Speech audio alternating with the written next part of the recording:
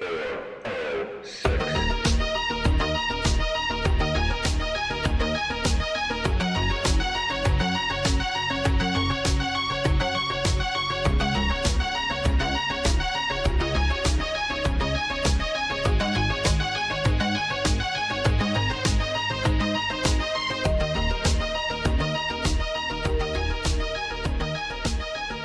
Good evening, ladies and gentlemen, and welcome to the 411 from 406.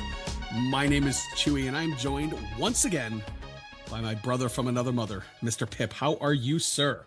I'm fantastic. It's so good to be back here yet again Yeah, for yes, it another is. podcast during our favorite season of the year.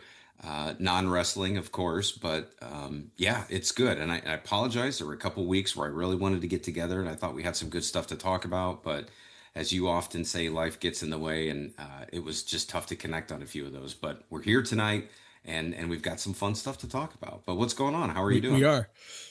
You know what? I'm good. I'm good. It's yes, it's spooky season, so like I'm always pumped for the fall, right? If my number one love is professional wrestling, then like 1A is horror movies and pop culture and that kind of stuff. So it's like this is one of my favorite times a year. Um, yeah, so you mentioned, we're back together. So this is kind of cool, actually. So the last time we recorded was the 18th of September, and we're sit here tonight on the 16th of October. So we're actually more like less than or more than one a month, which is we're rock Awesome for stars us. because we Yeah, never we never do that. So that's yeah, yeah, that's awesome.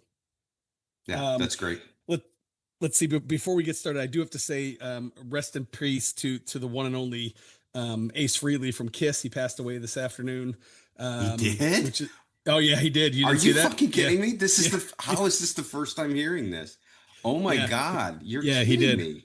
Yeah, sorry, I didn't mean Holy, to. Didn't no, mean to spring that's it on you. totally Yeah, that's totally fine. Oh my God, I just had to Google it while you were saying this because how did nobody text me? That's so weird. Usually when some famous rock star dies, I get like 10 or 12 texts about it. Wow, Jesus, no, I did not know that. That's yeah, crazy. yeah. Oh So my so gosh.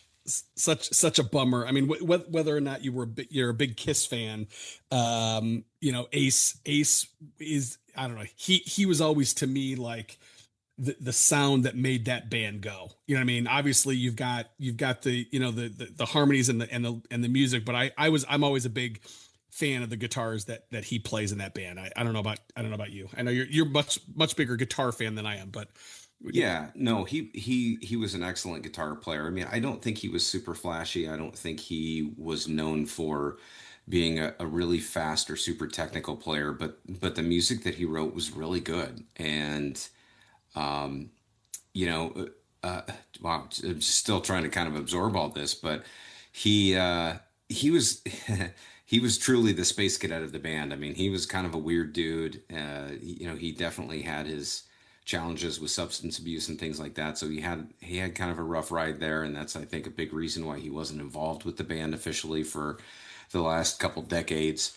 But man, he wrote some really good songs with that band, and Kiss. I'll be honest, is not my favorite band in the world. But as I grow, excuse me, as I grow older and I start to, I just dive more and more into the world of classic rock. They were such an important band at the time that they came out and started. At the late '70s time frame, that it's hard to write them off just because they're more known for their face paint than they are their music. But I would say that if you go out and you listen to a Kiss Greatest Hits album, for example, there'll be 20 songs on there that you probably know most of them, and if you don't, then you'll really like the others. Like they do really have an incredible body of work. Whether or not you like Gene Simmons because of him being Gene Simmons, or Mhm. whether you think Paul Stanley's really a good singer or not, or whatever. I mean, their contribution to the world of rock and roll cannot be overlooked. And Ace Frehley was by no means a virtuoso, but he was such an integral part of the beginning couple chapters of that story for that band. So wow, no, I had no idea. As Yeah. it's only being reported of as of like 4 hours ago, so Yeah. it's pretty fresh off the presses. That's crazy. That's Yeah. really nuts. Yeah. Well, hey, I didn't mean to, did you ever, I didn't mean to hit you with that. Did you, have you ever seen Kiss? Did you ever see them? Yeah, I saw them a couple times. Did, I saw them with oh, let's see, Motley Crue. I saw them with them. I saw the last show I believe they ever played at Deer Creek. I could be wrong. I'd have to go look, but I think I saw them 3 times maybe at the end of okay. the day. And they were good shows. They were really good shows. They were exactly what you would expect from a Kiss show. Lots of theatrics and pyrotechnics and Paul Stanley flying around on a wire and Gene Simmons being lifted up to the ceiling and puking blood and all this stuff. Like it was a really good show. Like Yeah. you can't go to a show like that and not appreciate the effort that they put into the spectacle that is their performance. So I Yeah. have seen them a couple times and really glad that I can say that now, having just Yeah. heard this news. Yeah. And I know that we've been saying this for the last several years, but it's like th these iconic players and bands, like they're going to like they're getting to the age, right? I mean, Sammy just had a birthday the other day, right? How old's he? Set He's in his 78 years old. 78, right? Yeah. Yes. um you've got Crazy. Rolling Stones that are in their 80s. You've got, Yes. yeah, I mean, Willie it's Nelson, Bob Dylan, yeah. like these stars that Willie's in his 90s and he's still Is he really? touring. Yes, Yeah. You 90s. just saw him recently, didn't, like last year, the year before? The last time Farm Aid was in Indianapolis, which was just a couple of years ago, Willie, Okay. he's still doing Farm Aid every year. Now, granted, it's not him playing a 2 hour set, like he's got Right. his band, his family's up there. Like he only really kind of jumps in for an abbreviated part of the set. But for being his age, to think that he's, at 12 years older than my dad, who Wow. couldn't pull that off for the life of him, and still doing that is insanely impressive. That's crazy. Yeah. So, And hey, while we're uh, talking about people who died recently, this is never one that I thought that I would bring up, but I actually think it's a really important one and one that you'll, I think, appreciate. The guy named Drew Struzan, who was an iconic artist for movie posters, just oh, passed away. okay. So he's the guy that did the Indiana Jones movie posters. He's the guy that did the Back to the Future movie poster, the Star Wars movie posters. Like he was a very iconic artist and painter that is responsible for. I mean, just look him up. He just passed away at 78 years old a couple days ago, and the the sheer magnitude of contributions that he made to cinema with his movie posters were unbelievable. So, yeah, he did the Revenge of the Jedi poster that we all know and love. That Oh, that I that love that holy grail poster. of a poster. Yeah. Probably my favorite poster of all time from a movie perspective. He did Big Trouble in Little China, the white background Oh, poster nice. with the draw. I mean, look it up. You're going to see so many things. You're like, oh my God, I had no idea. I never even heard this guy's name before, but he just passed away, and he was so influential in that community. And yeah, I thought it was really sad to Wow. hear, but also like, wow, what a career, what a life. And you've got guys like Spielberg and George Lucas that are coming out and saying comments about this guy and how important he was to everything. E.T., I mean, you name it, he was all over it. Wow. That's crazy. Yeah, I didn't, I will look him up. I had never heard that name either, but I mean, just based on the posters or the movies that you're rattling off, yeah, I'll definitely go look him up. I mean, again, just the Revenge of the Jedi and the Big Trouble in Little China, and it's funny, like as you're saying those couple of movies, you could totally, like, he's got a style, right? You could Oh, totally, very yeah, much. yeah, for sure. That's awesome. That's really cool.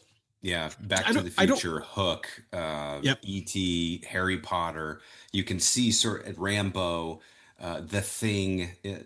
All of Yeah. those, all the posters for Star Wars, Empire, and Jedi when they were re-released in the theaters, as well as episodes 1, 2, and 3. Like he was ubiquitous when it came to '80s pop culture and the movies that came out around that time. Wow, that's awesome. Well, hey, cheers to him for sure. Yeah. That's awesome. Cheers to Drew and to Um, Ace Frehley. Wow. yes, I'm gonna be like just processing that for the rest of this podcast. yeah. So, But hey, let's talk about um, something else that's a little happier than that. Before we even get to yes. our main topic tonight, can we talk just a little bit about Indiana fucking football right now? Oh, it's The amazing. powerhouse that is the Indiana Hoosiers in the Big Ten in the country right now had the greatest win objectively in program history this past weekend when they go to Oregon, the number three team in the nation, I think they were, At the time, yeah. and beat them. I won't say handily, but I will say they they main it. What Oregon didn't lose that game, IU won that game. That's how I Yes. would describe it. It wasn't like the situation where it was a fluke last second field goal and we should have never been in it to begin with. They had a good handle on that game from the midway point in the second quarter to the remainder of the game. Yeah. And even when they threw a pick six that was pretty ugly, pretty bad, they came back, maintained their composure, and went on a long drive after that. Like it didn't impact them the way that they were impacted last year when they got knocked on their heels by Ohio State and by Notre Dame. And I'm so excited and so happy that there are people coming out right now and saying that IU is the best team in the nation right Yeah. now. And Yeah. that is the fucking weirdest thing I've ever heard in my entire life. Where are we right now that IU is arguably the best? I Yeah. don't think they are, but I will say arguably the best team in the nation. I think it still Yeah. belongs to Ohio State until they get beat, but you know, it's crazy. Yeah. I mean, yeah, they're in the conversation. I'm pretty sure Kirk Herbstreit of all people ranked them number one Yes. this week in Yes, his in he did. yeah, and and that's saying something coming from Herbie, right? He's he went he was an Ohio State quarterback back in the day. The other kind of voice that I really listen to a lot in college football is Joel Klatt, and he's been all over the Hoosiers. He's like, this is a national contender team this year. They are that good. Yeah, And yeah, I mean, it's like you look at their schedule. I mean, they very easily could you know maybe they get one loss. Could they run the table? I don't know, because they're not going to have to play they Ohio State could. until they get to this title game. Would be when they would meet them. Right. Penn State has fallen off the map, which, I mean, talk about a fall from grace for that program, which it's been crazy to see. Yeah. But it's funny. I like last year. I will admit that I kind of thought we were. I won't say overrated, but like we did last year what we needed to do. We crushed the teams that we should have crushed, and we lost to the two teams that we should have lost to, right? And I wasn't quite sure like actually how good we were, right? But this year, you're right, we're legit, and it's awesome to watch. It's awesome to watch. Yeah, I just hope they can keep this momentum. And I'll be the first one to say that, like, I sort of hate all of this buzz that they're getting right now because I don't want this to turn into, because we all know what happens, right?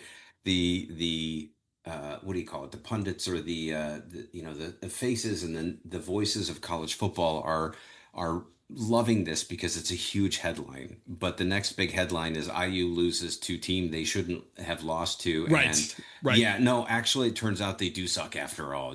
Like we love to build people up and we love to tear them down. Yeah, And I dread that because I do feel like that's possible. Although I do feel like we should win out. I think winning at Penn State, which will be probably the hardest game we've got in front of us, is going to be really tough, regardless of where they are right now and having just fired their coach and all these rumors that they're trying to get Signetti from IU, which I don't think will happen. I don't know why he would leave for Penn State specifically.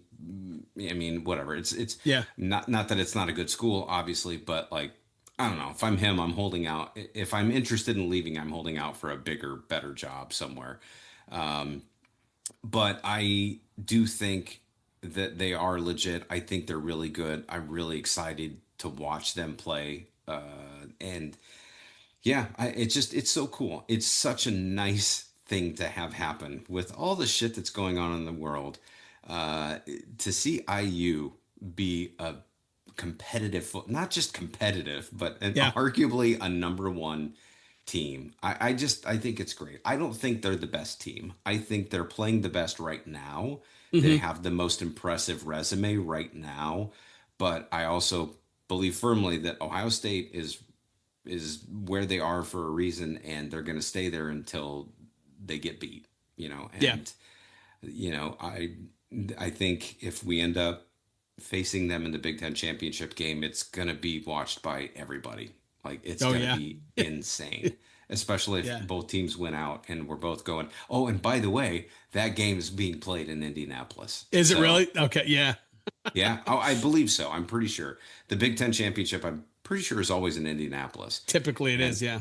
and the idea that IU could be playing, and IU could have and almost should have played in it last year. I think was it Penn State and Ohio State last It year? was. Yeah. And there was some reason No, that no, it was no, because Oregon didn't Oregon beat Ohio State earlier in the year last year? They did. Oh, and then Ohio State lost to Michigan again. yeah, okay, so you're Yeah. right about that. But the Yeah. only reason Indiana didn't make it is because they lost to Ohio State in They that lost to last Ohio. game. And Yes. and had they not Yeah. lost that last game, they would have been in the Big Ten championship, and Yes. everyone would have been saying, "This is bullshit. They're being overrated and all that stuff." But anyways, I just wanted to shout out the Hoosiers. I'm so happy for them. Yeah. I think it's great, and I'm super excited to be an IU football fan right now. So let me ask you this. And it's terrible that I don't know. Like they're not nearly that good. Like how are they going to be in basketball this year? Hmm. They're going to be terrible. Well, no, Are they?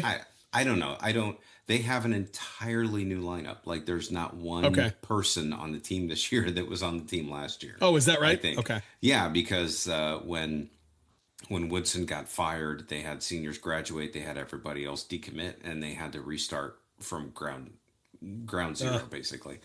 So they allegedly have some really good talent, but nobody quite knows what to expect yet. And okay. they've played a couple exhibition games that have been, expectedly lopsided because the, Yeah. scrub What teams and things like that. what was the So name of that team that they always used to play?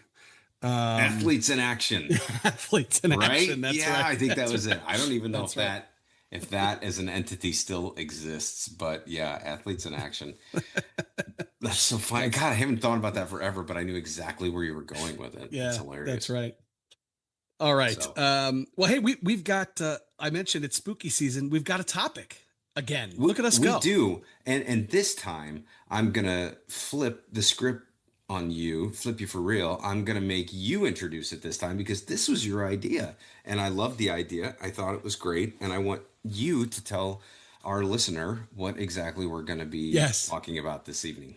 Yeah, so I thought it would be cool again. So we like to do top fives, we like to do top 10, those kind of things.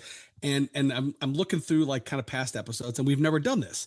So this is going to be our top five favorite horror franchises. Now, the kind of kicker to this is and kind of what makes it interesting in my opinion is when we're talking franchise, it includes every movie in the franchise, not just the ones you like, right? So there's very few franchises, whether they're horror or not, where you like everything, right? And so the question is going to become, do the bad ones bring down kind of the overall franchise or the overall Yes. score? And you, to your credit, you had a really cool thing, kind of a really cool addition to this. What'd you call it? You called it the murder, the murder score, the murder. The murder score basically, and Yes. what that is basically you take all the movies in the series that you like versus the ones that you don't like, and you make that a percentage, right? So if we're Yes. talking, let's say Star Wars, right? There's nine, we'll say the nine canonical movies in the Star Wars saga. If you liked six of them, six divided by nine is your murder rate. So like you murdered it six out of nine times. Star Wars is a terrible example because it's not a horror movie, but you get Right. what we're saying Yeah. here. So the percentage I don't think should necessarily dictate the rankings of everything. I think that has a big part in it, but also it's just, what I like about what you have offered up here is that, you know, you have to really consider how good are the good ones and how bad are the bad ones, because the bad ones are fucking bad. Like some Really of them bad. are really really terrible. So like how does that, it's a graded, excuse me, it's a weighted grading system in that sense. So yeah, Yes. I can't wait. I mean, I don't think the top five aspect of this conversation is going to be nearly as intriguing as the murder rate. Like Yes.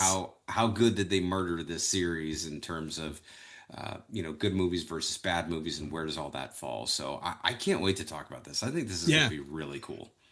Yeah, so I just kind of a couple caveats. One, we consider a franchise, it's got to have at least three movies. So if it's just one and two, like that didn't really count.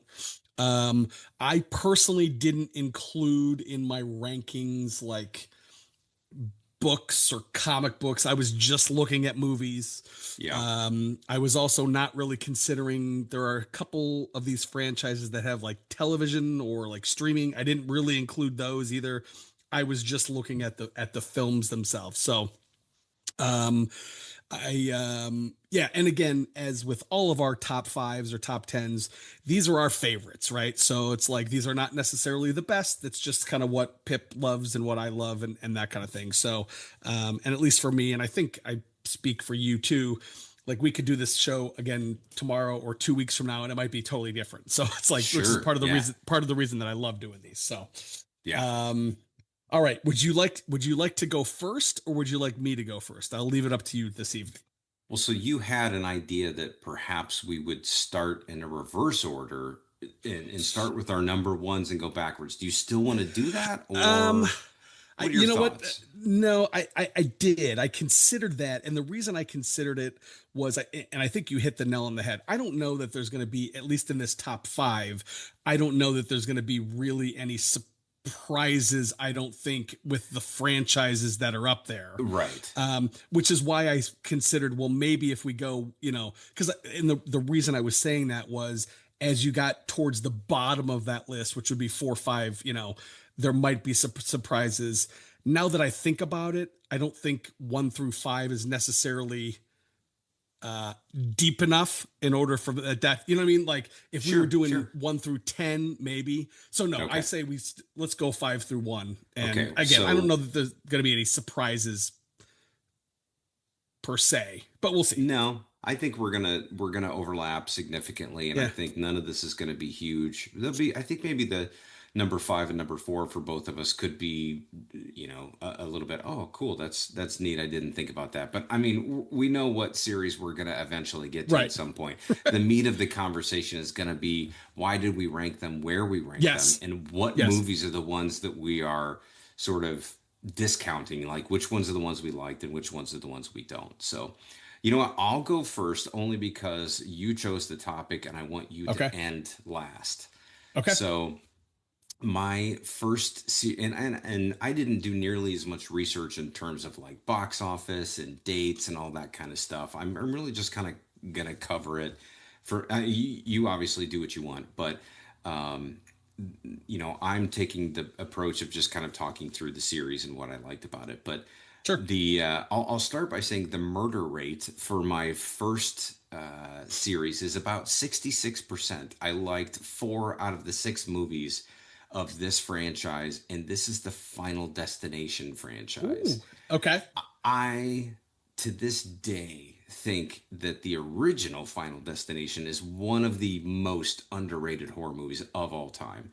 And the argument can be made, is this really a horror movie? Yeah, kinda. It's sort of a slasher movie in the sense that death is the slasher. But the first movie was great. I loved the way that it was filmed. I loved the cast. I loved the concept of it. I thought it was really neat. Of course, as things went on, it got a little bit repetitive, copy paste, and all that stuff. But there's some kind of really bizarre charm about the Final Destination movies that I'm okay with it. Like I don't mind the copy and paste. I just like to see how certain things unfold. So I liked. four of the six movies. The four movies that I liked, very obviously the first one.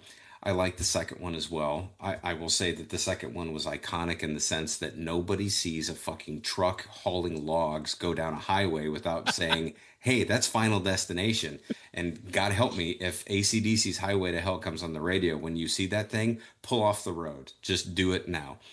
I like the third movie and then the fifth movie. The fifth movie is especially fantastic to me because maybe not necessarily because of the entire movie, but and I'm going to go ahead and say there's going to be a lot of spoilers probably on this Yeah. podcast if you haven't seen some of these movies. But the fifth movie in the Final Destination series ends where the first movie begins. So it's a prequel, and we don't even know it until the end of the movie.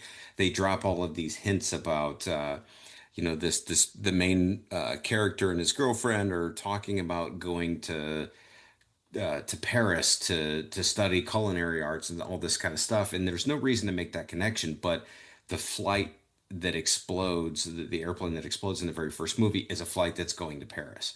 And what we see at the end of the fifth movie is the main character and his girlfriend getting on that plane. And they do this really great cutting between the new footage and the old footage, and they show even a few different angles that are really cool, and it's a total shock, and it's a really really clever way to end that. So my number five is Final Destination. Rest in peace, Tony Todd, who passed away recently, who was one of the He's main death, right? characters. Well, I don't know that he was death, but He's describing death. Yeah. he was the we'll call him Mr. Exposition, right? Because he was the one that essentially told all of the characters in all of the Final Destination movies, including the very last one, the Bloodlines movie that came out, which was okay but mostly forgettable. He shows up in that movie for a couple minutes and has some very profound words for what ended up being his last speaking role ever. Yeah, so that's it. Final Destination. I love those movies. Love them, love them, love them. Yeah, so I don't know that I've seen all of them, to be honest with you. I've seen the first two, and I saw the one where the twist at the end was it was the beginning of the last one. And just because I don't remember them doesn't mean that I didn't enjoy them. What I really enjoy about that franchise is you know where it's going, right? Like after the first one, you understand kind of how what the formula is, but it's fun. And it's a very different series than, say, like Saw, as an example. And I don't really know why, because you know where things are going in the Saw franchise as well. But for me, that Final Destination is just more enjoyable to watch, which is a really weird thing to say about a horror movie where people are dying. But yeah, I agree. It was real. Yeah, it's just it's a rewatchable series. It's fun, for lack of a better term, which I realize makes me sound kind of psychotic, but that's fine. Well, it's worth pointing out that it's a very unique concept, and the first Final Destination movie, which came out, I believe, in 19. No, I'm sorry. It was actually in 2000. You know, it's this is a point in time where you kind of feel like all the horror movies are really kind of cut and paste, and there's just not a lot of new material to talk about.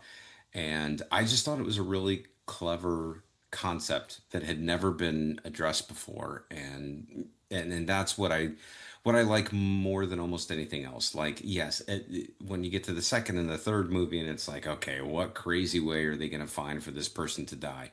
But the idea that it all stems off an original idea as of the year 2000, I think it's an original idea, is just really cool, and I really respected it for that. That is cool. So, the world, you want to take a guess, worldwide box office for all six of those films. You want to take a guess? And the reason I'm going to ask you this Mm. is I will tell you, because I actually did. I looked up the worldwide box office for all my top five. This one is higher than all of my top five, which blows me away. No fucking way. Are you Yes, serious? Well, yes, it is. but is that adjusted for inflation though? It's not. Probably No, not, no, but yeah, they're not. okay. No. Um, Gosh, I would have no concept for it, but if I'm trying to imagine uh, I don't know, has it made $1 billion? Damn close. $982 million Whoa. Okay, first of all, worldwide. that was a fucking great call on my Yeah, it part. was. Not Yeah, it to was a toot great. my Yeah, own horn, but that yeah, it was, was. considering how close I got, that was pretty cool. I'm very Yeah. proud of that. Now, Wow, yeah, good for now, them.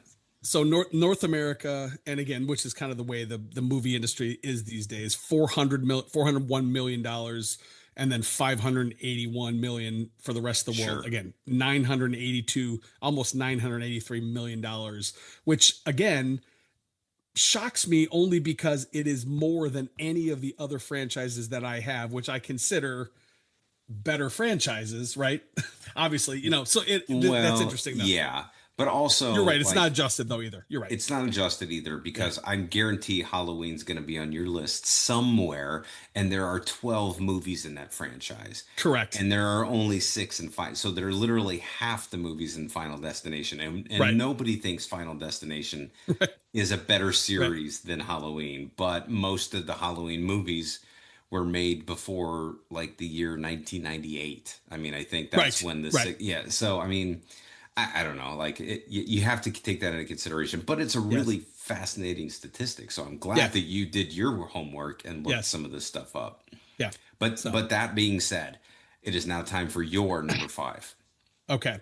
So my number five, I like the way you started that. So I'm going to start with the murder rate. The murder rate of mine is 50%, 3 out of 6, which is quite frankly why this one is not much higher on my list. This one is not higher on my list specifically because the poor movies here are just so poor, almost unwatchable. Okay. So this worldwide $797 million. Can I guess It's before you're done? You can. I mean, keep going, but I Okay. want to guess based off of your statistics. Well, my next thing will probably give it away. So Okay. if you want to guess, you can. But I'm my next going one will probably I want to guess now and I want to say it's The Exorcist. It is The Exorcist. Yes, it Yes. is. Yes. So there were 6 films in this franchise. They started in 1973 and they ended in 2023 with Exorcist Believer. Hmm. Yes, this is the Exorcist franchise. Now, again, I think I've been on record. My all-time favorite horror movie is The Exorcist Part 3. The problem is The Exorcist Part 2 is so fucking bad. It's Yeah. it's again, it's almost unwatchable. And then there's a couple like Exorcist the Beginning, which was the fourth film, I really did not like. Exorcist Dominion, which is the prequel to The Exorcist, is okay, but it's kind of slow. And Believer, I only saw once, and it just wasn't awesome. So the fact that this is here at all is that really on the back of part 3 and obviously number 1, which is probably the film that most people um, know from this franchise. I'm one of the few people I feel like that puts 3 above the original. But again, in my mind, part 3 and part 1 are just such good movies that even with a couple really bad stinkers in there, I had to I thought about putting this on my honorable mention and I couldn't. Like it's just I got to put in the top 5 just on the strength of 3 and 1 alone. So Yeah. No, The I Exorcist. I figured that would end up on your list, and I would endorse that as well.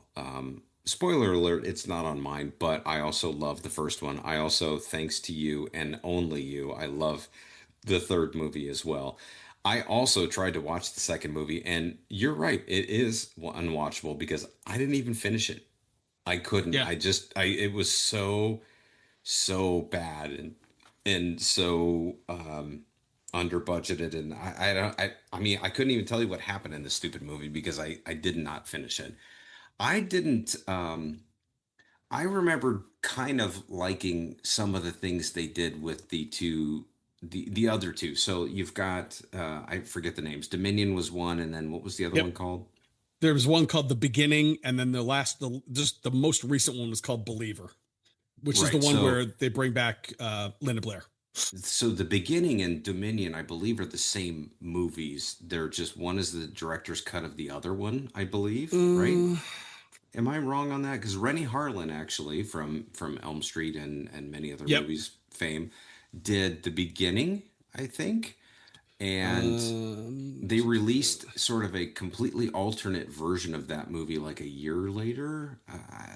I might be off of my timeline, but I think they're mostly the same movie, but there's a lot of differences, I guess. Like they're the same you, you actors, the you same everything. you might be right. It's been a while since I've seen Yeah. them. You might be right. Yeah. And I remember liking them, but not. I think they were very forgettable. I don't think they were bad. I certainly didn't remember them being unwatchable. I think I Right. saw both of them in the movie theaters, honestly. Yeah, the only one that is like like unwatchable is Heretic, which is number two. The other everything Yeah. else is and I guess everything else is kind of and again I will put part 3 aside. The rest of them are pretty, I won't say they're formulaic, but they're kind of formulaic. And I suppose you could say that for a lot of these movies on this list. Part Oh, 3 to for me sure. is, part 3 to me is again kind of stands alone because it's not only the exorcism piece, but it's also like there's a detective movie in there, and there's that kind of thing. But anyways, yeah, but that second one it's God, it's just it's so awful. I was I actually couldn't. watching, yeah, I was watching just recently, and I think I shared it to Scare Tissue. I was watching a documentary slash interview with Brad Dourif, and he was talking about, and this was like filmed during the making of, or close thereafter, and he was just talking about how bad the second movie was, and about like how much they almost didn't make the third one because the second one was just that bad. And yeah, so anyways, that's my number 5, The That's Exorcist. awesome. I think that's great. Yeah. And I'm curious to know if Brad Dourif, like, does he speak kindly of The Exorcist 3? Like, does he, He does. He does. He okay. it was yeah, it was interesting. So originally they had, if you recall, Jason Miller, who was the Yeah. priest in the first one, and they brought him back as patient X in number 3. They had actually brought him back to play that entire Gemini killer character. If you call in the movie, it's like sometimes it's Jason Miller and then it morphs into Brad Dourif. The problem was Jason Miller at the time, he was a not very even functioning alcoholic, and he couldn't do the lines. If you recall that movie, Brad Dourif has got a lot of like really Oh, long kind yeah. of like monologues, Monologues. Yeah.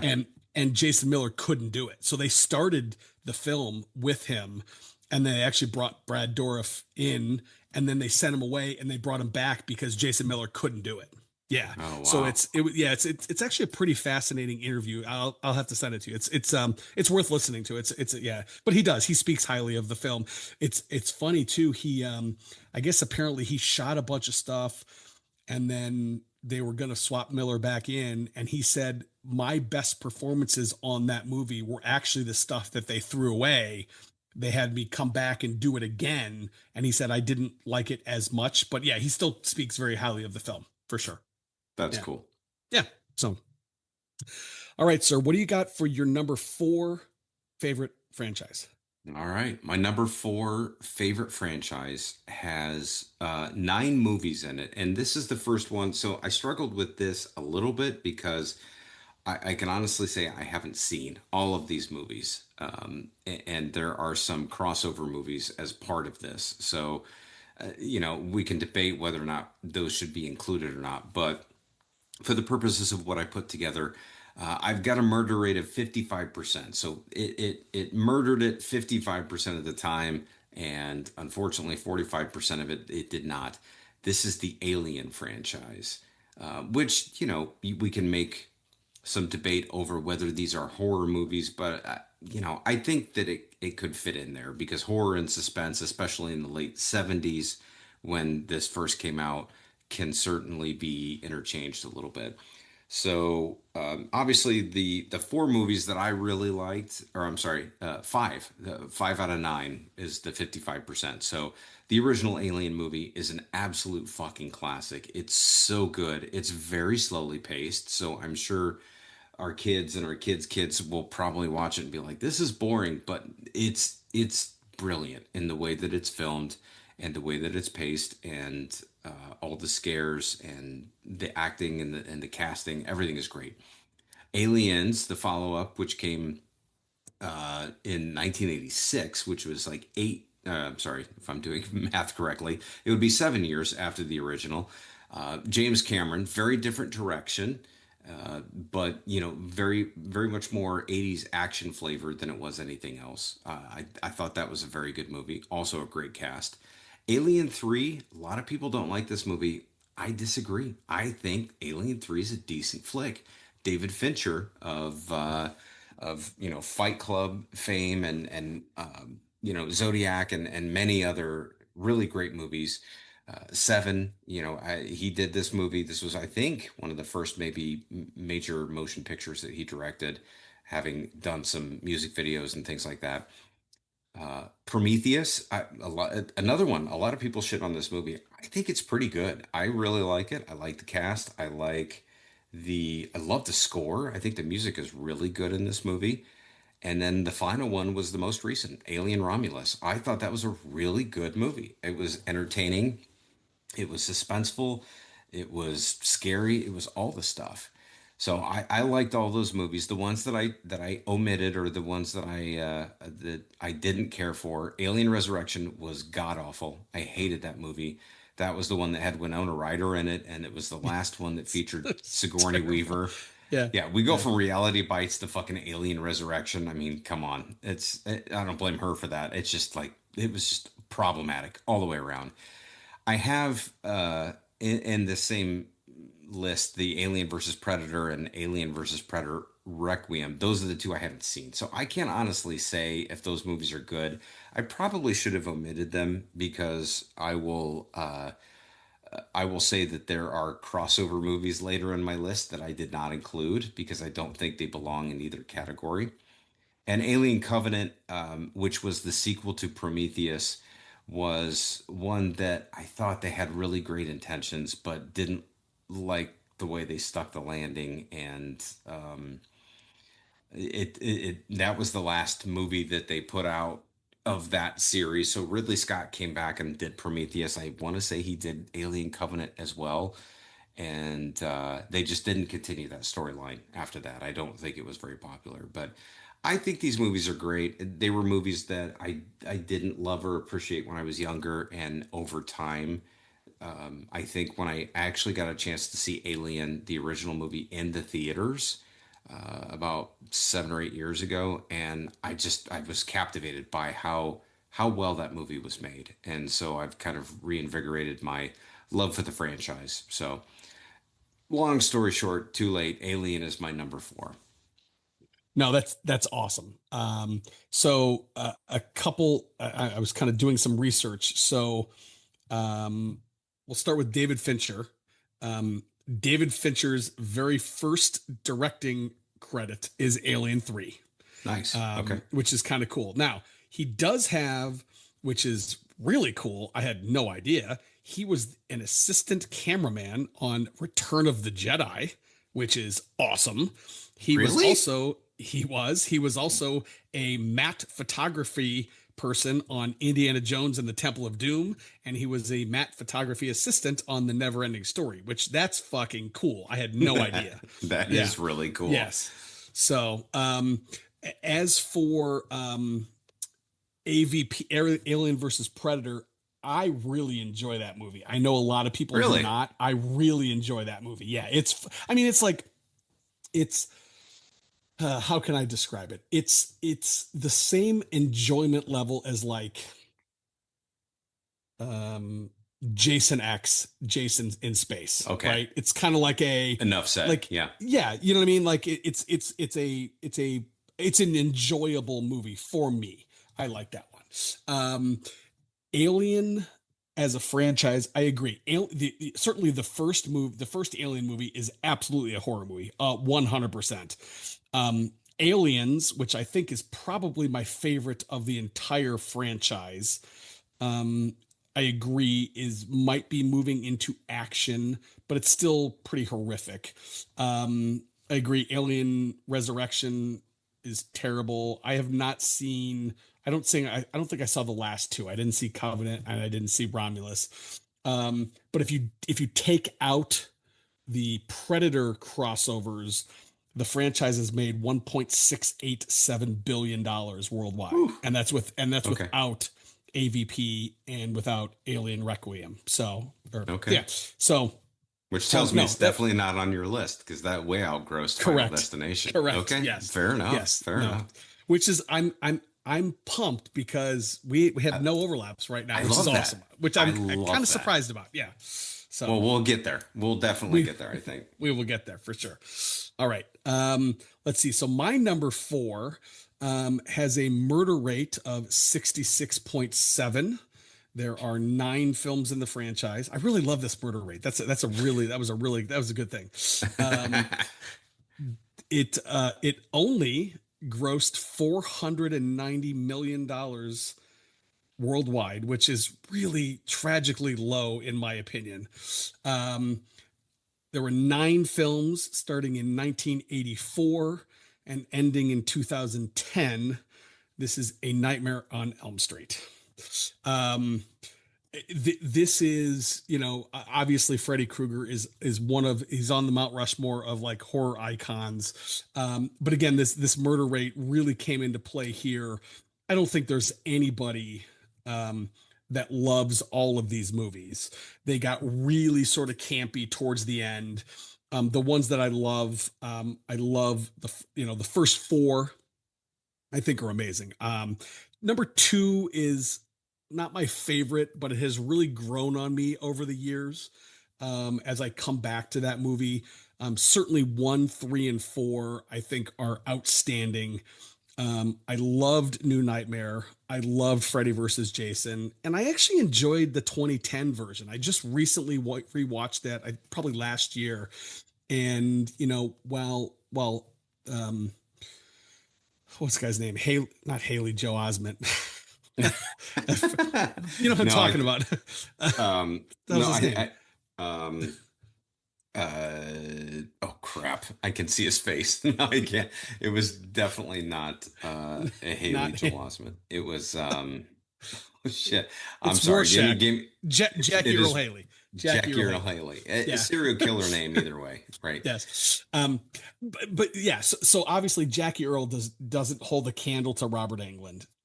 But that film did some things that I really enjoyed. It played with this concept of micro dreaming and those kind of things, which I thought was really kind of cool. It also did some things about Freddy's backstory that the original didn't do, which I really kind of enjoyed. But again, this is my number four on the strength of number one, two. I'm sorry, one, three, four, New Nightmare, and Freddy versus Jason. Just again, an iconic character. I think it's a really still unique concept, right? It's he's he kills you in your dreams and you die in real life. Just yeah, and even the campy ones are pretty rewatchable, maybe with the exception of which one's the just terrible one. Is it Dream Child? It's a Dream Child or Final Nightmare. There's one of them that is like it's not heretic bad, but it's bad. It's just really silly. Well, yeah, I'm not sure which one that is. It's the one with Because, Alice Cooper. It's the one with Alice Cooper as his oh, dad. that's Freddy's Dead, the final nightmare. Is it? Yeah. That one I just I can't watch that one. Yeah. But yeah, that's my number four.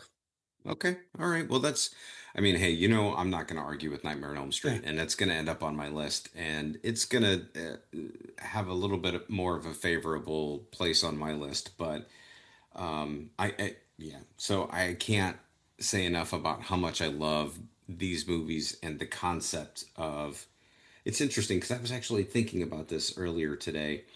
in terms of, Freddy Krueger as a slasher villain is probably really hard for a filmmaker to create a story around because you could do anything with him, right? Like Jason or Michael Myers or whoever, like they're very contained in their own little Hmm. worlds, and that can be hard too. But also it can be somewhat helpful because they have boundaries, right? They There's have rules. certain Yeah.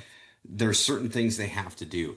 Freddy doesn't have any rules. He doesn't have to adhere to any of that stuff, which can be a great thing from a creative standpoint, but it can also be very hard from a storytelling standpoint because with everything he does, you can counteract it with, well, why didn't he just do this or what, like there's no limits to what Freddy can do at all. So I have to imagine that's really hard from a storytelling perspective to put something together. But I also think it's the most creative villain who's ever been who's ever been conceptualized by Wes Craven. And I think if they ended up rebooting this someday, which I have to imagine they probably will, that they've got some really interesting things that they could play with, but they're Hmm. gonna have to rope it in. Like they can't just say that anything's on the table. They're going to have to create some rules that they're going to stick with because if they don't, then everyone's just going to be like, ah, whatever. It's kind of stupid and So, silly. I'm going to put a pin in that thought. The concept of rules and the concept of doing things that are outside of those rules, because I'm going to come back to that later on my list. So, Yeah, and but Nightmare on Elm but you make a Street good point. Yeah. has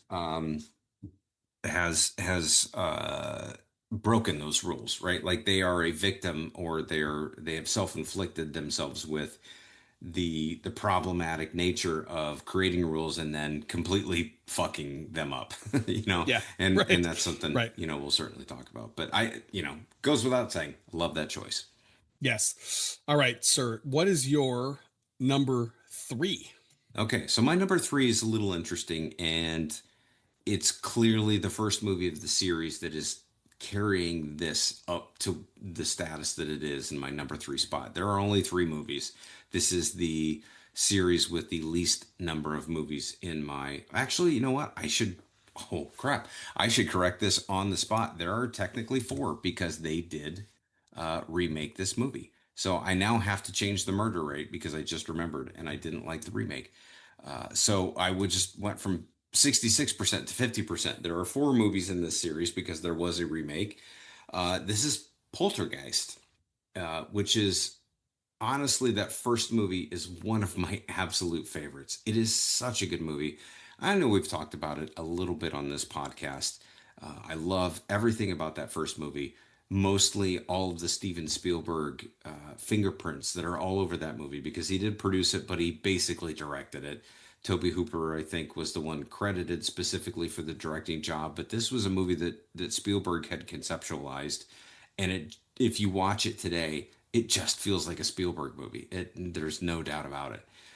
Craig T. Nelson, Joe Beth Williams, Heather O'Rourke was Carol Ann, the little girl from that movie, and it was just so brilliantly done, I thought. And the thing that makes that first movie so powerful and so good is the relationship with the family and how tight they are and how they convince the audience that they're there to do everything for each other and that they love each other so much, and it's all about trying to get their daughter back and all that. I love Poltergeist. I thought it was one of the greatest movies.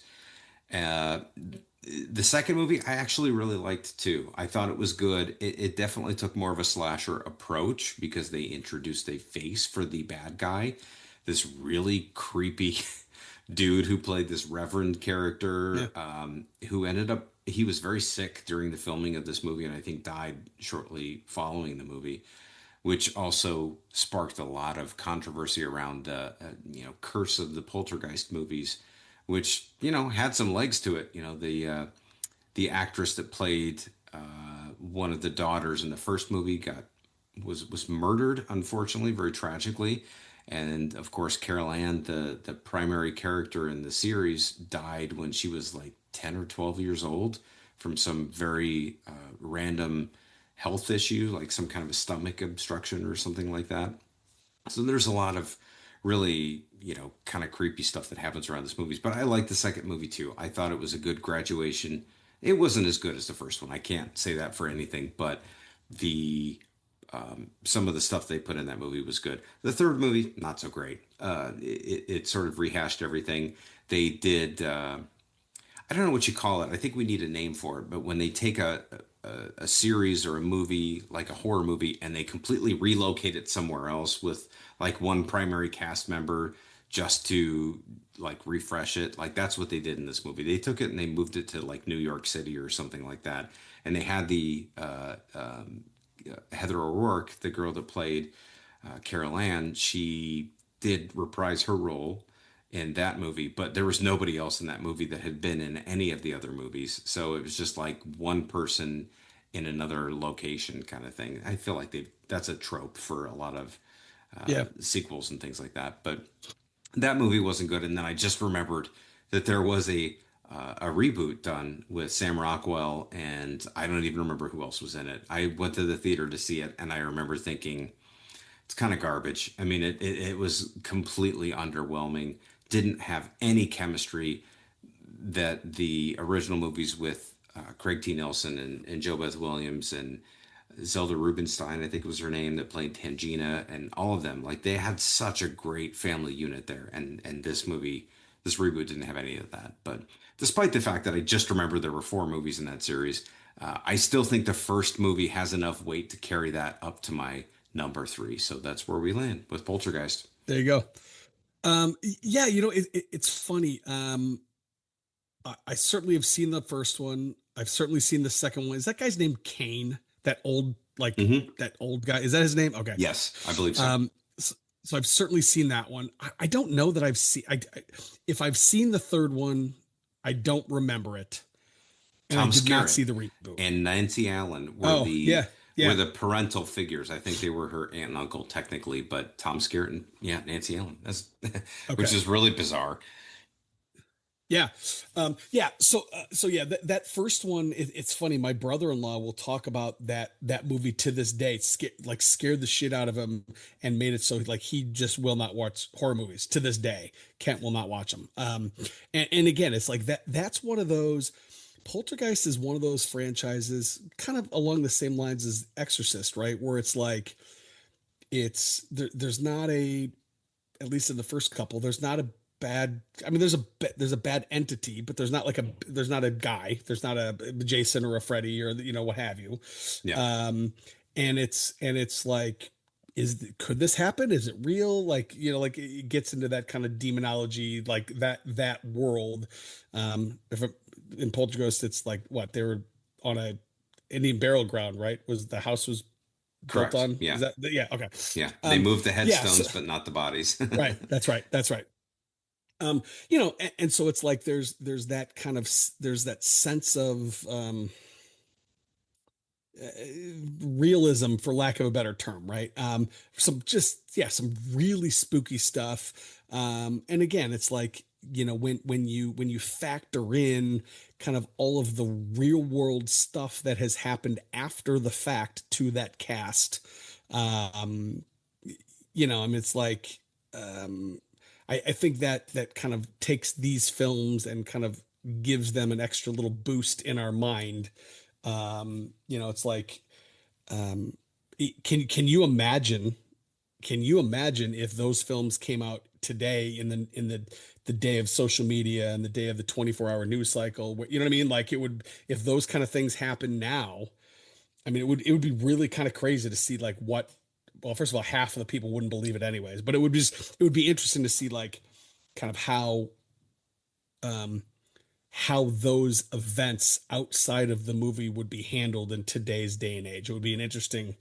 I hope it never happens, but it would be an interesting thing to see. But no, I could totally see why this is on your list. Again, spoiler alert, not on my list, which I think is super cool because we still haven't had an Yeah, overlap, which I think is awesome. it's a bit of a cheat because the first movie is the one that carries that where it Sure. is, but at the same time, like that's why we're doing the list, right? Yeah, And that's why I weighted it the way that it was. But it's really the magic of the chemistry of the actors in that first movie that I think makes it what it is. So I loved it for that reason. But that being that's said, awesome. hey, that's my number three. What is your number? We're on your number three, correct? My number three as well. Yes. Yes. So yeah. So here's where we're going to start to see some overlaps. I think. Yep. I, I'll be honest with you. Um, when I sat down, so I don't know about you, but when I sat down, I just started listing off horror franchises, and this was literally the first one that I put on my list. And it wasn't necessarily that I was ranking them as I was going. It was just like this was the first one that came to my mind. And so I'm actually surprised that it is three.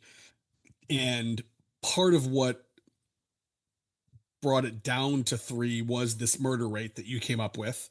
It's got a murder rate of 69.2%, which is 9 out of 13 movies. There was 13 films in the franchise. They came out. The first one came out in 1978. The last one at this point came out in 2022, and this is Halloween. I'm a little bit surprised that again that this is my number three because I think when we were talking about kind of all-time favorite horror icons, with the last trilogy in this franchise, Michael has kind of surpassed Jason Voorhees as kind of my all-time favorite horror icon. Um, that being said, Halloween suffers from not quite as bad as The Exorcist, but it suffers from again this murder rate where the lows are just really low and the highs are pretty damn high, right? If Exorcist 3 is my all-time favorite horror movie, the original Halloween is my second favorite. I still consider that's a masterpiece. I love that film. Our last podcast, we just did an entire several hours conversation about Rob Zombie's take on that, and that I think is a really great retelling of that story. The other ones that I really like in this franchise, I love Halloween 2. I actually really enjoyed Halloween 3. I know a lot of people don't. It's not a great entry into the Halloween franchise, but I think it's a really enjoyable horror movie, like almost a standalone film. I loved Rob Zombie's Halloween. I really enjoyed the all three of the latest franchise. Again, we talked about. I think we did two deep dives on those last two. Hmm. Halloween 2018, I thought was an incredible movie. Halloween Kills, I think suffers because Halloween Ends wasn't what we wanted it to be. But even Halloween Ends, I think, is still an enjoyable film. There's a couple in there, Curse of Michael Myers, Revenge of Michael Myers, just not really a fan of those. I can watch H2O. Actually, I enjoyed H2O and Halloween Resurrection I didn't really care for. And I still don't remember Rob Zombie's Halloween 2, and I haven't had a chance to go back and watch it. But so this one, box office wide, $885 million worldwide. That's kind of low when you're talking about 13 films, but again, these are um, not adjusted. I mean, Halloween itself, again, 1978 did $70 million worldwide. Halloween 2018 did $259 million worldwide. So, again, I don't think I need to go into like kind of why I enjoy Michael Myers, but yeah, I just really enjoy this franchise for sure. Oh Number three. yeah. Yeah, absolutely. I think that's great. And that dovetails nicely into my number two, which is the Okay. Halloween series. Um, it's interesting to see kind of the difference. So my murder rate for this was about 58%. So I had seven out of Oh, okay. 12. So Okay. similar but different. And I think our difference is going to be I actually put Halloween 3 and Halloween Ends in both the negative column. here for Okay. me. Okay.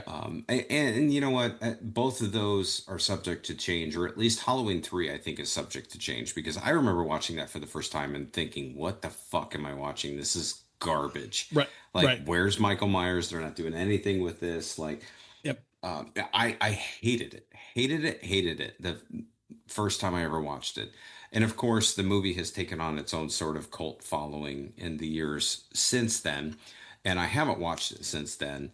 So I might very much like it more than I do, or more than I did when I originally watched it. But because I haven't given it a chance, I put it in the boo list, if you will. The movies that I actually have in the positive section are, obviously the original, Halloween 2. I actually put Halloween's 4 and 5 in there because I do think both of those are rewatchable. I think that's we talked about Danielle Harris, I think, a lot in Hmm.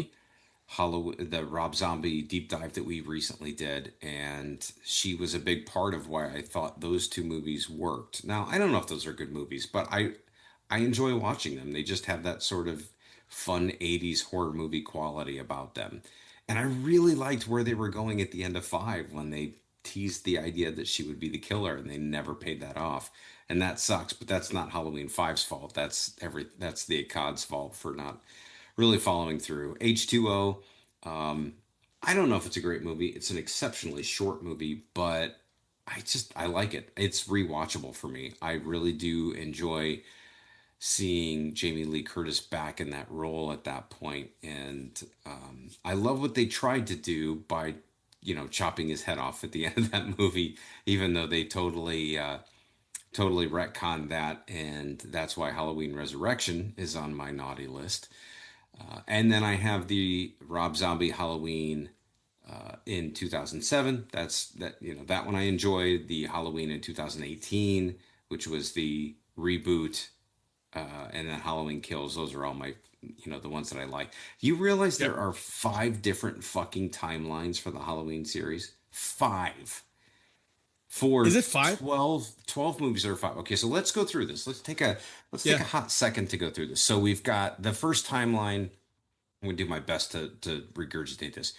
You've got Halloween 1 and Halloween 2, and then And then the last trilogy.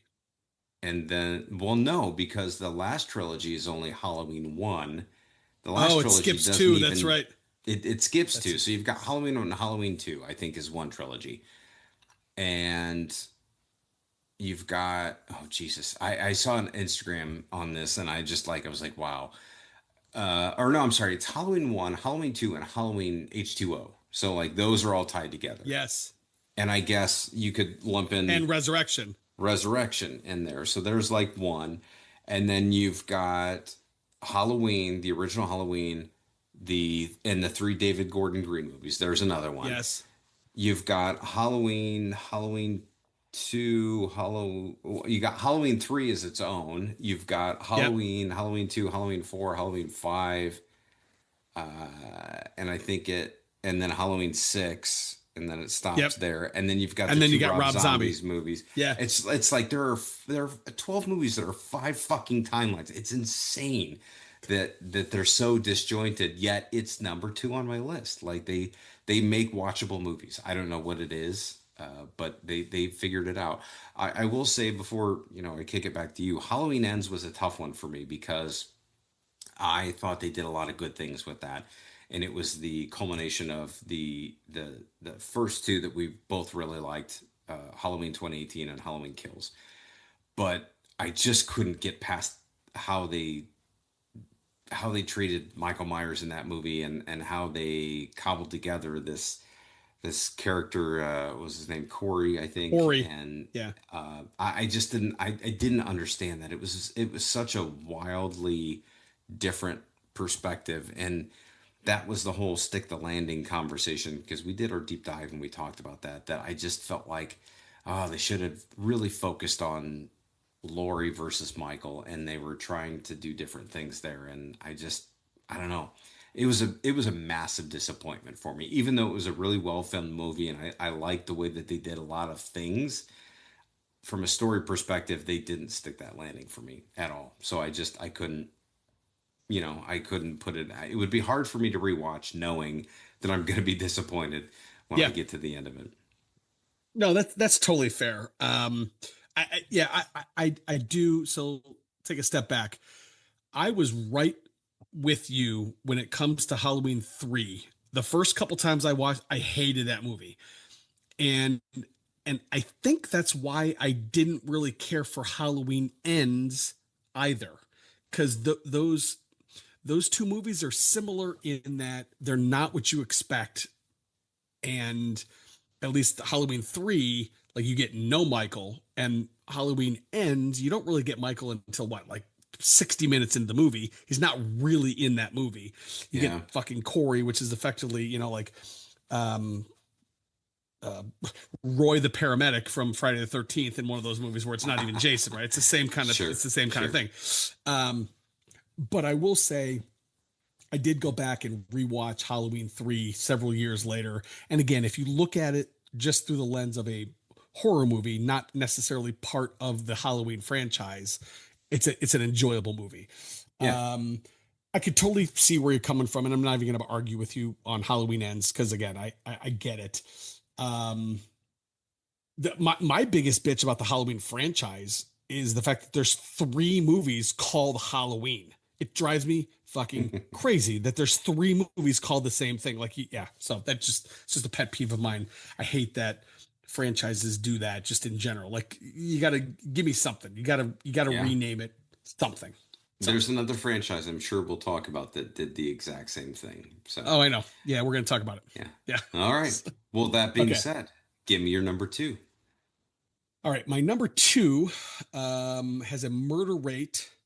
So let's see. My last two have the highest murder rates of the entire of this entire list. This one, there are 12 movies in the film, and 12 films in the franchise. It's got a murder rate of 75%, which is 9 out of 12 films that I would Mhm. consider rewatchable and enjoyable. It only made $468 million worldwide. But your background is very apropos for this evening. It is the Friday the 13th from Yes. Camp Crystal Lake. Okay. Um, so so let's see. I'll try to go. I didn't write them down, but let me see if I can rattle off the ones that I enjoyed. So let's see. I said I enjoyed nine. So parts one, two, and three. The final chapter I enjoyed. I enjoyed Jason X. I enjoyed Freddy versus Jason. I enjoyed Friday the 13th, the 2009 Michael Bay movie, and I enjoyed I think it was New Beginning. No, it wasn't New Beginning. No, because that's the one with Roy the paramedic. It's either New Blood or Jason Lives. I don't remember which, but um so the Friday the 13th to me is the epitome of 80 slasher. Like when you turn on, that's just it's just, it's the guy walking through the woods. It is every trope in the world. It's smoking pot, having sex, getting killed because you're doing bad things, kind of things. It's every horror movie trope ever. This is what I think about when I think about like quote unquote bad slasher movies, right? It's like the guy, again, the first two movies, he didn't have his hockey mask, but it's the guy with the hockey mask, with the machete, with the, like that kind of thing. I realize I probably give too many of these movies too much credit, but they're just really enjoyable, fun films for me. They are not they're not like over the top with the gore and the like, they're not like the Saw or Hostel franchise where the blood, and it's not that. It's not torture porn. It's not those, it's just like straight up. Now, the 2013 Friday the 13th movie done by Michael Bay um, really kind of amped up the gore and amped up the brutality, especially in, I believe it was called there was an unrated cut that there was some kills in there that were really pretty brutal. Um, And that movie is interesting because I don't necessarily think it's a great Friday the 13th movie, but it's a really good slasher movie, if that makes sense. And what I mean by that is it's just not quite the Jason that I have come to love up until that point. Um, the version of Jason in the films that I didn't enjoy are the one where he's like zombie Jason. I didn't like those. I didn't like the one where, where it's like he comes out and he's like, you can see the bones and it's like, I didn't really care for that version of him. Hmm. One of the ones that I really don't, well, I don't enjoy the one where it's Roy the paramedic so it's actually not Jason. It's just like some random guy wearing Jason's mask. Yeah. Didn't really care for that. And it took me probably 4 or 5 times to watch that movie before I really even figured out what was going on, because they don't do a great job. I don't think, or at least back then for me, they didn't do a great job of explaining it. But yeah, I just Jason Voorhees to me is kind of the quintessential, um, masked killer, probably even more so than Michael Myers. Michael Myers is more of um, he's the shape. Jason is just kind of like the deranged guy with a hockey mask going around killing people. So number two. So let me ask you this, and this may Yeah. be a hard question to answer, but I'll throw it at you anyways. Which Jason was your favorite? And I don't need you to necessarily name the actor because my guess is that there probably there may only be one actor who you can name played Jason, or maybe a couple, I don't know. But like, if you had to name the movie, like which portrayal of Jason would you say was one of your favorites or See, your favorites? it's funny because the actor I would say would be Kane Hodder, um, but my favorite portrayal of Jason, I don't think it's Kane Hodder. I think it's the part 3 version of Jason, which is the one where he gets his mask. Uh-huh. And so it's that one. It's let's see who plays Jason in that movie. Let me look real quick. And I'm probably not even going to know the name. Yeah, Richard Brooker is the guy's name in that particular movie. So, if you remember that version of Michael Jason is the one where he's stalking around. He's got like he's always wearing kind of overalls, but he's wearing like a greenish jacket, and he's not as big as Kane Hodder, Yeah. but he's still big. Yeah. Yeah, I kind of like that. For lack of a better term, kind of like a mountain man. You know what I mean? Like he's not the Interesting. big buff. Okay. He's not the big, but that's the one that I probably now. I really enjoy Kane's performance. And obviously everybody knows Kane Hodder. The other one that I really enjoy is I think the guy's name is it Jason Mears? The guy He's that, the one that that played him played in the reboot, Freddy right? versus Jason. Yeah. Uh, No, yeah. that was Kurzinger. Yeah, Rob. I'm thinking about the guy in the reboot is the one I'm thinking of. Okay. Okay. Yeah. So correct me if I'm wrong, but did any of the Kane Hodder movies end up on your list as the ones you liked? Because he did what, seven, eight, nine? Is that He right? did, yeah. So he did. So he was Jason in Jason X, which I really enjoyed. Oh, got it. Okay. Yeah, he did. Let me see if I can find him real quick. That's funny though that you say you're right, because I don't think most of the versions that of Jason, I don't think he did most of them. Now that you say that, let's say, I think he he did three or four, but I'm not entirely sure. So the first time he played Jason was New Blood, which is one I most certainly did not like.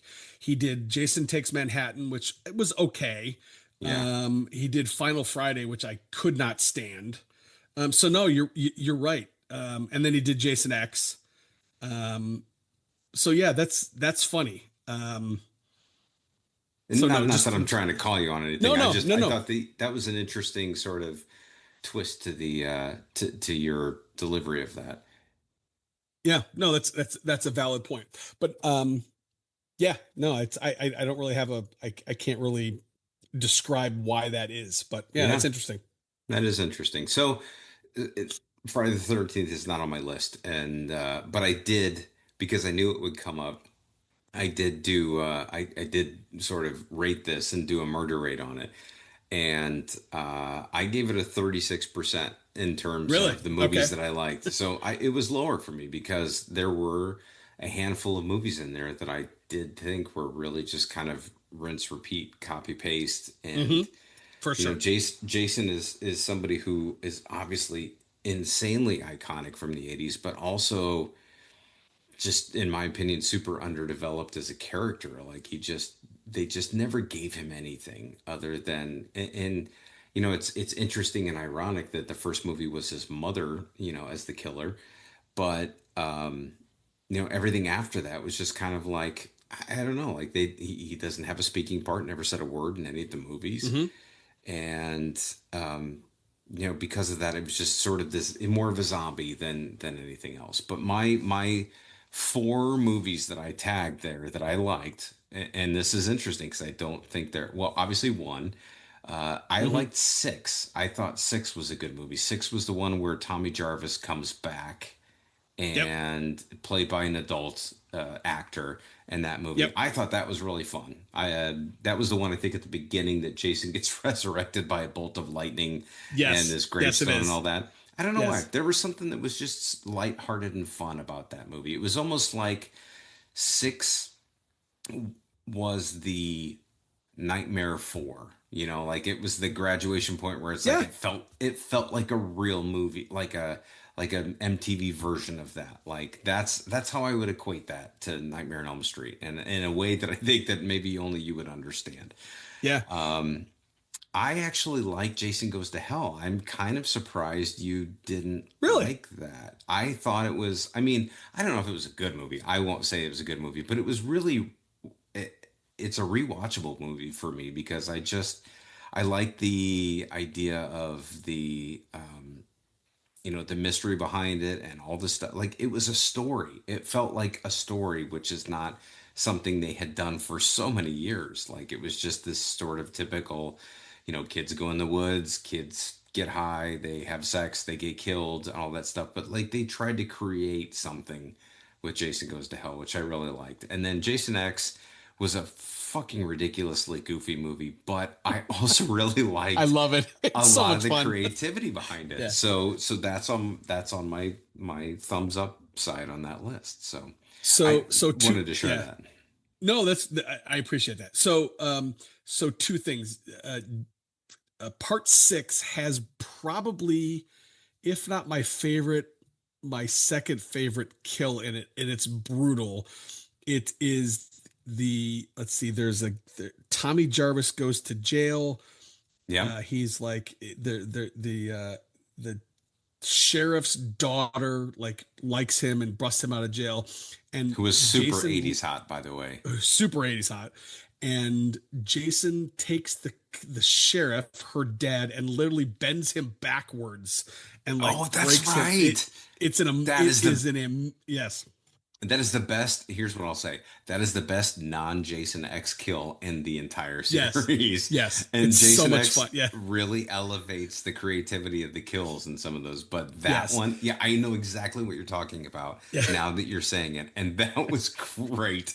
And man, it was almost a little bit like Freddy versus Jason, right? Like the It was scene where he folds the almost. bed Yes. together. Yes. Similar. Yeah. um yeah, so I like that one. I think my favorite kill is it's silly is probably and they redid it in the reboot, but the sleeping bag kill where he just like takes there's this girl and he like whacks her against a tree, and Oh no, it's just that funny. is objectively the best kill in the entire series. It's It is hilarious. funny, but it is also incredibly effective. Where Yeah. he just takes it, Uh, just wham, wham, just yeah, that's great. I love that. um, and then yeah. Now I will say, just because I don't enjoy or I don't consider it a good movie, Jason Goes to Hell, doesn't mean it's not rewatchable, because it is. Here's what I didn't really care about for that movie. I don't like that you don't see Jason for most of that movie. This is the That's a movie where good he's point. kind of where he's like body hopping right now. What I Yeah, will say, what I will say is when you get Jason and it is Kane Hodder, so you get him at the very beginning, Yeah. and then you get him back at the end. When I just got goosebumps because when you get him back at the end, he's big and he's like Yeah. the Rock He's a and he's fucking buff. badass. It's awesome. That particular scene is amazing. Yeah, I just didn't really care for the body drop the jumping. Now I will say one of the most brutal deaths in the entire franchise comes from that movie. It is there's two people having sex in a tent, and Jason Yeah. takes like a stake and goes through this woman and then up through and it's like cuts. Yeah, Picks her it's up a while brutal. she's Yeah. like mid orgasm. It's yeah, Yes. Yeah. that one is really brutal. But yeah, Yes. I get what you're saying. I think that that Yeah. makes sense. All right, where are we at? Are we at let's see, you're at your I number think we're one, right? your number two, right? No, Because I my number just two was Friday the 13th. okay, okay, you're right. So my number one. All right, so I'm going to finish it off with my number one, which Yes. is not going to be a surprise to you in any way, shape, or form. My Yes. number one is very obviously Nightmare on Elm Street. I am a huge mark for Freddy and all of those movies. My murder rate for that, however, is 75%. And what I will say is that unlike you, I didn't include Freddy versus Jason in my consideration Okay. here because I don't feel, and it was just my preference. That's Obviously, fine. we didn't talk about this ahead of time, so we didn't really set that rule. But I don't feel like Freddy versus Jason is a Freddy or a Jason movie. I kind of feel like it's well, it's a crossover. It's a hybrid of sorts. So I'm really just considering the movies that I'm factoring into this equation are obviously everything from 1984 to the 2010 reboot. So I do include that, but I don't include Freddy vs. Jason. So the movies that I don't care for, honestly, in this calculation are the second movie and the reboot are the two that I don't like. Now, that's not to say that I won't rewatch them because I actually, interestingly enough, have probably rewatched that reboot more times than I have some of the other movies, just because I'm constant. It is a forever struggle with me with Nightmare on Elm Street because that 2010 reboot was very underwhelming for me. But God, they did so many good things in that Yeah. movie. They really did. Like, I didn't love the story. I didn't love the callbacks to the iconic scenes that didn't really do anything, like the bathtub scene and the whoever the whatever the girl's name was that was not Tina, but that the scene where she gets killed, which was like the most iconic scene out of Nightmare on Elm Street, the Hmm. original one. I I couldn't really get behind what they did with Elm Street. There were so many, or I'm sorry, the reboot in 2010. There were so many things I didn't like. Two is there are some good things that happen in two for sure, but it also breaks its own rules a lot. It's very clear that that was the sequel that should have either had Wes Craven in it or had somebody who was more faithful to the original material because they broke a lot of the rules in that. But as far as the rest of them, I mean, you know how I feel about Freddy Krueger. You and I met Robert Englund together, which was one of the sincerest, greatest moments of my life. Don't tell my kids. Yeah. It I love the first movie. I love the third movie. I love the fourth movie. The fifth movie's not great, but I will rewatch it. I that's kind of how I'm gauging my list is how rewatchable these movies are. The sixth movie, terrible movie, but it's rewatchable for me. I do love certain parts of that. It's good. Yep. It definitely goes way too far with the jokey version of Freddy, but also like the cinematography, the way that it was filmed, and some of the stuff in the beginning, and the mystery between who is his daughter, and all of this stuff. Like I just like that. I think it's fun and it's rewatchable. So Nightmare on Elm Street is on the top of my list. It probably will be forever and ever. And I can't decide if I want them to try to do this again because I'm not sure if I will ever like anything more than the stuff that I like now. So that's my Yeah, number one. yeah, I can totally respect that. I do have to special shout out to New Nightmare because I think that movie is tragically underrated. I think that movie is so good. Yeah, I like It's it. one of the first movies to kind of like deconstruct horror, for lack of a better term. Um, I don't know. I don't know if I want to see another one because my concern is that Robert Englund is such an iconic character and he's so ingrained as Freddy Krueger that whether we want to or not, and this is what happened with Jackie, whether we want to or not, we're going to compare him to Robert, and everything is going to compare or Yeah, pale in comparison. And I at this point he's too old, I think, probably to do it. Um, yeah, so I don't know. I don't know how you can. I don't know how you can get out of the shadow. I guess short of waiting another like 30 years. You know what I mean? yeah, Like, but which I don't know. I mean, I which would they like to may. see it. Well, they might. I would like to see it. I just don't know how they do it. So And that's what I love about Freddy Krueger, or what I respect about Robert Englund, is that you take Michael Myers, you take Jason, you take Freddy, like it's anybody. the holy trinity of 80s horror Hmm. icons. Anybody can play Jason. Anybody can play Michael. Yes, there are different ways to play those characters, and some do it better than others. Not anybody can play Freddy Krueger. You just can't do it. Right. And he will forever be the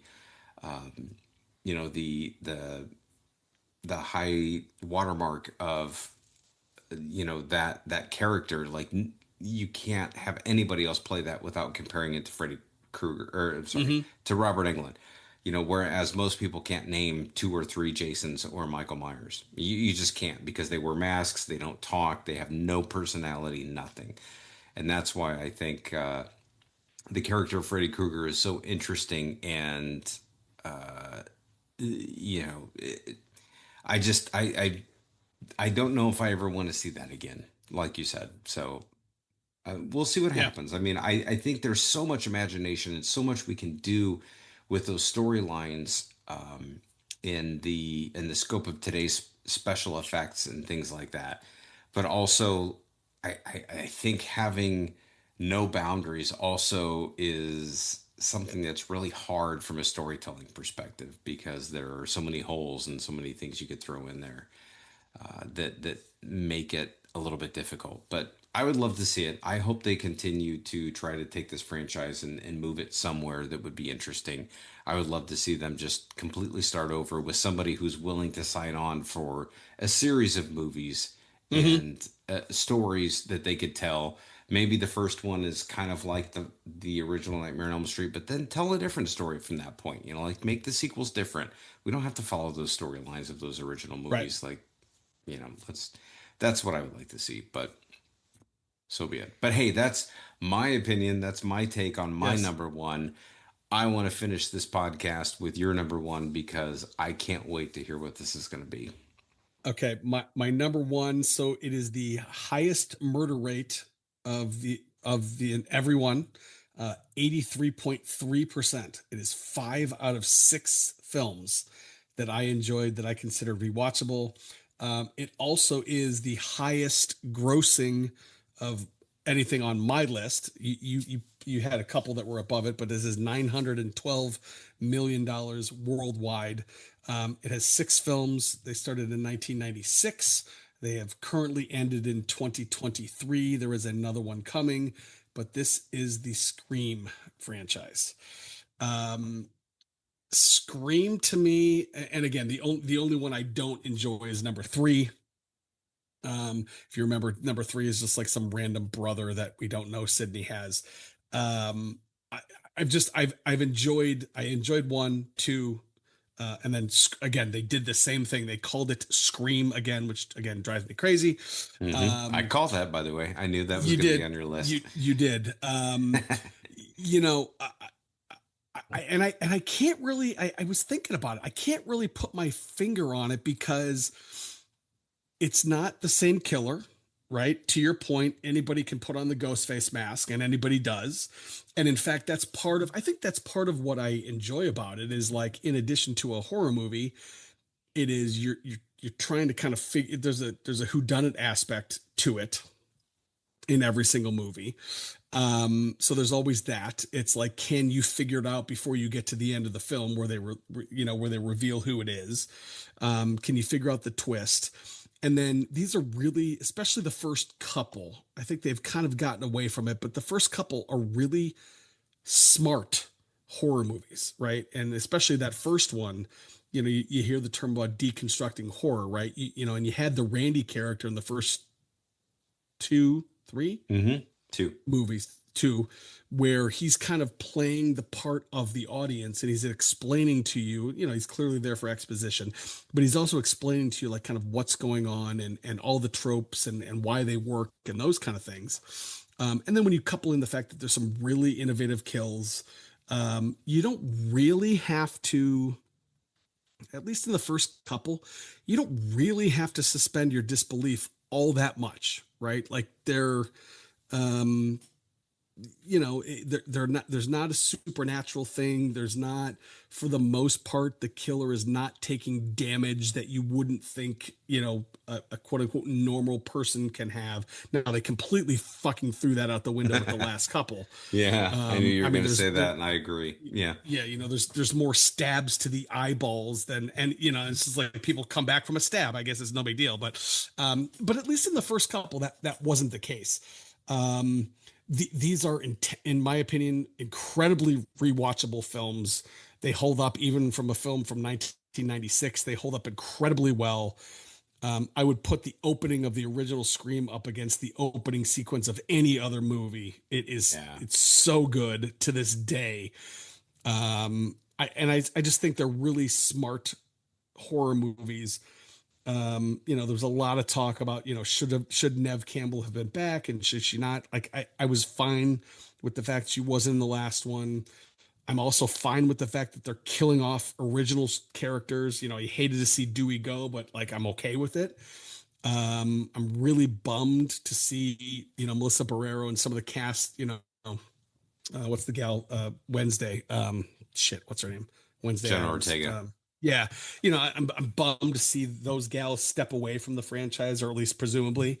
I'm really excited to see what I think is going to happen in this next one, bringing back Matthew Lillard. But yeah, I love the Scream franchise. Big fan. Yeah. No, I think that's great. And that did end up in my in the same list as Friday the 13th, and that I figured it would end up on your list, and I wanted to check my own murder rate on that. My murder rate for this is 50%. So I think they Okay. did good with about half of them. I obviously number one is the one that launches everything. I didn't love two. I didn't love three. Four, I barely remember even watching. And I Okay. don't think any of them were bad movies except three. I do think three was kind of bad. And it was just filmed really poorly. The cinematography on that was so bad. Like it looked like a YouTube video or something. But the other two that I liked were five and six. I thought they were really Hmm. good. I actually liked more of the newer versions of Scream than I did the older ones. And I thought they had some great momentum with Jenna Ortega and Melissa Barrera. And like you, I'm very disappointed that that whole thing has kind of fallen apart. Now I'm excited to see Nev Campbell come back and see what they're going to do. And allegedly Matthew Lillard and David Arquette and they're I don't know what they're doing or how they're doing it, but they're bringing back a lot of characters from these movies, and I'm excited to see that. I think if I have to be honest with you, the thing that hurts Scream is that you mentioned the Who Done It thing. I think the Who Done It thing is a huge part of Scream. That is the core of what that series is about. And unfortunately, for me, I won't speak for anybody else, when the whodunit thing has been solved, it becomes a little less rewatchable every time. And I did rewatch the first movie originally. I'm sorry, I rewatched the original movie very recently, and I liked it and I thought it was good, but also was kind of like, well, I mean, I already know where this is going, so there are certain parts of it where it's not as intriguing. But that movie still holds up. The other ones definitely do not, in my opinion. I don't think two holds up very well at all. I don't think three holds up at all. Four, again, I have not rewatched it. I have not had any desire to do that. But the fifth and sixth ones, I think, were better. I think you and I were both very bullish on number six, and how Hmm. surprised we were that we liked that movie. So I'm hoping number seven totally, I would love to have this conversation after that movie comes out. And by the way, I'm a little surprised. It's October 16th and we haven't seen the first preview. We haven't seen the first trailer Nothing. for that movie, which comes out in like February of next year. So I'd be shocked if we didn't see a teaser before the end of this month, being Halloween. But overall, I mean, I love what the original Scream movie did to breathe new air into the franchise or into the genre of movies that had been dying for a long time. And now everything is very meta, it's very in your face, and people were loving these types of movies again, and I appreciate what they did. I guess I just wish that the whodunit piece of it would have been more consistent and less, oh, he's got a brother, oh, he's got an uncle, or there's always Yeah. something that you couldn't possibly have picked Right. out. Yeah.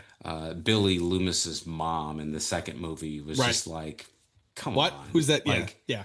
and they're just, yeah, they did that stuff. But I mean, I don't disagree. I still think it's a great franchise. It just didn't end up in my top five. Yeah, that's fair. I'm actually so for Scream 7, which again I believe they're calling it Scream 7, which I appreciate. They're not calling it fucking Scream again. Kevin Williamson is directing that movie. That's the first one of them that he's directed, which I think is kind of cool. So he was the screenwriter, obviously for the first couple. And obviously Wes Craven was the director. He's no longer with us. I don't know. I'm excited about that. So Yeah, um, I'm looking forward to it yeah, as well. yeah, And I hope that, you said allegedly those, Jenna Ortega and Melissa Barrera aren't in the movie. I would love to be yeah. surprised and see them in that movie. I don't think it's going to happen based off of, the stuff that Real went world down and all stuff. that. Yeah, Yeah, but yeah. you know, this is a chance for them to either move it in the right direction or the wrong direction. And I don't know, what do you think? Like if you had to make a prediction, what do you think you're gonna feel like coming out of Scream 7? Because you and I have talked a lot about, hey, there's only so many things you can do with Neve Campbell at this point. There's only so many Yeah. times you can play this victim. You either kill her or you make her the killer. We've talked about that many times. Do you think they have the balls to do one of those two things? Or do you think we just set it up for another sequel, Scream 8 down the road? Um, I I I think so. You asked two questions there. One is how you think I'm going to be feeling coming out of it. I think I'm Yeah. going to be disappointed. I think I'm Okay. going to be disappointed because I'm excited, right? Yeah, And sure. so Yeah. That's how um how it works these days with right. movies. Yeah. Um if they kill her or they make her the killer, I would like them to make her the killer. That's what I want to see. Yeah. I don't think they're gonna do that. That's what I would really like because I in my mind I can't figure out the mental gymnastics to get there. I suppose you could do some sort of thing where it's like she's upset with Gail because Gail has made a life out of the Woodsboro murders, and again, that's a stretch. Um, I here's what I don't think is going to happen. I don't think they're going to have Matthew Lillard come back and be the killer because that's what everybody No. thinks is going to happen. I don't think that's what's going to happen. No. I think this is gonna be some kind of weird, like multiverse type weird shit. Like bring him Well, back it's as a going to happen. cameo for Yeah. something, but it's not gonna be what you think it is. Well, I mean, if you're going to bring Dewey back, right? Dewey's dead. I mean, no doubt about it. But are they bringing him back? Is he Well, been I don't know. announced? I no, Okay. I don't think so. I can't remember. Um, So no, I don't think Matthew Lillard is going to be like the main killer at all. Um, so yeah, I don't know. I don't really know what I want to see, but my guess is I'm going to go in with relatively low expectations because I just don't see how they can make a seventh movie with effectively the same main cast. They're running out of stuff, right? Yeah. So They're gonna yeah, have to so kill somebody or do they have something. to. They're gonna, They have to. I mean, I don't know. In my opinion, they have to make some pretty strong. I mean, it was great that they killed Dewey. I mean, I do think it Hmm. was good that they did that. But, Courtney Cox is still alive, I guess. And Nev Campbell is coming back. And I Well, just, yeah, Courtney Cox in my mind died in that movie, and they like retconned it at the last. oh, If you they remember, did. yeah, 100%. Yeah. yeah, She was all but dead. And then they showed her, whatever, in a stretcher at the end or yeah. something I, and giving the thumbs up like a football player getting carted off the field. And it yeah, was like, oh, give me a break. Like, this that is was so right up. stupid. That was right up there with Duke at the end of the GI Joe movie, where he came out of the coma, like that kind of Yeah. thing, right? Yeah. Yeah, It's like, she was dead. maybe Uh, we don't kill him because we don't know if Neve Campbell's going to come back, and this right. series doesn't have much of a future without somebody like Courtney Well, Cox. but to that point though, it's like they had done a more than admirable job of giving us a new cast of characters that I cared about. Yeah, And true. two of them are gone if we are to believe Jenna Ortega. Like if Jenna I think, Ortega yeah, and Melissa Barrett are gone, I don't give a shit about the other two. The it's not, yeah. like so yeah, so I don't know. I'm interested though. And I'm also surprised that you're right. We haven't seen the trailer yet is interesting We're in pretty mid-October. close, and it Yeah. is Halloween, so I think this is even if it's a teaser, I think Yeah. we're due for something really soon. But I don't know. We'll see. I hope it's good. We all obviously hope it's good because you and I Yeah. will both separately be in the theaters to watch this movie. Yeah. But I agree. I'm nervous. I'm not entirely sure where it's going to go. I don't know why you bring Neve Campbell back if you're not going to make her a Do something. Yeah. significant part of what's next. But Yeah. I don't know. We'll see. Um all right, so speaking of what's next, you got an honorable mention? So we talked about Scream and I talked about Friday the 13th. I think the only other honorable mention that I put on here, and I don't think this is a horror movie, so I almost hesitated to even bring it up. But this series got a 66%, 2 out of 3 for me, and it was Blade. It was, Oh, okay. again, this is not horror, but it revolves around vampires, and it was R-rated, and this is before Marvel became really huge, even though it is a Marvel property. But I thought the first two Blade movies were fantastic. I loved them. I thought they were really good. Actually think the second one was better than the first one. Now, I haven't rewatched them in a while, so I could be wrong about that. But the third movie was kind of a turd, unfortunately. On paper, I think it was a great idea, but in execution, they fucked it up bad. And Is that and, the one and so Triple H was in? yeah, Triple H was Was in he? it. Ryan Reynolds was in it. Jessica Yeah, Biel was in it. They had some good material to work with because it was Blade versus Dracula, right? Like what could that's be right. more Yeah. epic than that? And it was terrible. It was really bad. But the first two movies were really good, and I remember seeing both of them in the theaters, thinking, "Man, this is." I knew Wesley Snipes obviously from Passenger 57 and Rising Sun, I think it was, and some other stuff, Hmm. and I really liked him, and he really exploded on the screen in these movies. But the third one was kind of crap. But yeah, so I kind of had that as an honorable mention. But what about you? Okay. What was on your list? One more thing about Blade Trilogy. So that's directed by David S. Goyer, who went on to direct The Dark Hmm. Knight, which is amazing to me that like he could make those two. I don't know. Yeah. Well, I think he was a screenwriter for The Dark Knight. I think Christopher Was Nolan he? directed The Dark Knight. I think Christopher Nolan directed all three of those You're movies. probably right. You're David probably S. right. Goyer Yeah. was a screenwriter for a lot of movies, including the Batman movies. But yeah, I believe you're right. I believe he did direct Blade Trinity, and Yeah, it was You're right. it He was did. You're right. terrible. Yeah, he was the story on Dark Knight. Anyways, Yeah, yeah. yeah. Um, He's a very prolific story writer in terms of comic book movies and otherwise. So yeah. All right. So my honorable mention, yeah, is probably it's kind of like yours. I'm not sure it's a horror film necessarily franchise. Has a murder rate of 66.7, which is 4 out of 5 of the movies. This is there are 5 films starting in 1986 and ending in 2007. This is the Hannibal franchise. So the Silence of the nice. Lambs, that Okay. kind of thing. So the 1986 film is actually called. A lot of people don't even realize it's part of that franchise. It's called Manhunter, Hmm. which was directed and screenwritten by Michael Michael Mann, Mann. which was then effectively I guess retold as Red Dragon. Um, I really enjoyed Red Dragon.